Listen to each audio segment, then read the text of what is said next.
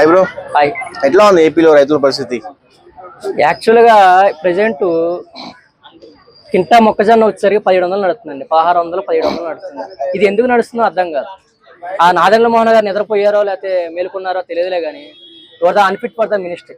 నేను ఎందుకు ఈ మాట ఎందుకు చెప్తానంటే కావాలని చెప్తున్నాను. ఎందుకంటే రైతులు ఎంత ఇబ్బంది పడుతున్నారంటే పాపం పండించిన పంట గిట్టుబాటు ధర అమ్ముకోలేక అమ్మాలా వద్దా అనే సిచ్యువేషన్ లో భ్రమలో పడిపోయాడు. ఎందుకంటే మన నాన్నలాంటి వ్యక్తి కూడా 30 ఎకరాల దాకా వేస్తాడు, కష్టపడి సంపాదిస్తాడు. ఈ రోజు ఏమంటున్నాడంటే ఆ రైతుగా విధంగా మానేద్దాం అనుకుంటున్నాను, నా వల్ల అవ్వట్లేదు అనేసి అన్నాడు. ఆ మాట అనడానికి కారణం ఏంటంటే గిట్టుబాటు ధర లేకపోవడం. లాస్ట్ ఒక 2 years బ్యాక్ 2200 2400 ఉండేది, కానీ ఇప్పుడు ఎంత ఉందండి? 1500 ఉంది. దేనికి? ఇదంతా సిండికేట్.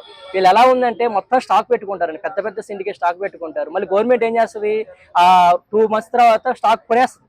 మళ్ళీ గవర్నమెంట్ రైతులు కానీ కొన్నట్టుగా చూపించుకుంటుంది. వాస్తవానికి అదేం జరగదు. తెలుసు అందరు రాజకీయ నాయకులు, ప్రతి నాయకుడు తెలుసు.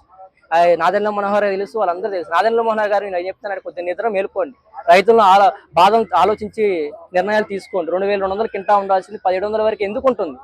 మీ ఈ అసమర్థతనా లేకపోతే మీకు తెలియకపోవటమా, మీ దగ్గరకు రానియట్లేదా ఏంటో నాకు అర్థం కావట్లేదు. కానీ ఒకసారి గ్రౌండ్ లెవెల్ దిగండి, దిగిన తర్వాత తెలుసుకోండి రైతులు ఎంత బాధపడుతున్నారు. ఆ బాధను అర్థం చేసుకొని మీరు పవన్ కళ్యాణ్ దాంట్లో ఒక మినిస్ట్రీ ఉన్నారు కాబట్టి పవన్ కళ్యాణ్ తగ్గట్టుగా మినిస్ట్రీగా గట్టిగా చేస్తారని ఆశించాం. కానీ మీరు ఆశించిన తగ్గట్టుగా మీరైతే ఏం చేయట్లేదని కనబడుతూనే ఉంది. దయచేసి మీరు రైతుల దగ్గరకు వచ్చి గిట్టుబాటు ధర కోరుతున్నాం. అంటే ఫస్ట్ ప్రయారిటీ ఏపీ ప్రభుత్వం, కూటమి ప్రభుత్వం రైతులకు ఇస్తానని చెప్పేసి, నెక్స్ట్ మహిళలకు అని చెప్పేసి అలా చెప్తుంది కదా. ఎందుకు హామీలు ఇచ్చి మరి ఎందుకు ఈ ప్రభుత్వంలో ఉన్నవాసం చెప్తానండి. మీరు ఎవరు ఏమన్నా కామెంట్ పెట్టుకుని ఉన్నవాసం చెప్తున్నాను. మీ నాయకులను అడగండి, మీ పార్టీ నాయకులను గ్రౌండ్ లెవెల్ రూరల్ అడగండి. రైతులు ఎంత ఇబ్బంది పడుతున్నారో తెలుసుకోండి. ఎవరైనా కామెంట్ పెట్టాలనుకుంటే ఆలోచించి కామెంట్లు పెట్టండి. నేను నా ఒక్క గురించి రైతుల గురించే మాట్లాడుతున్నాను. రేటు కింటాకు 1700కి, లాస్ట్ టైం 2200కి, ఎంత ఎకరానికి వచ్చేసరికి 10,000 రూపాయల వరకు నష్టం.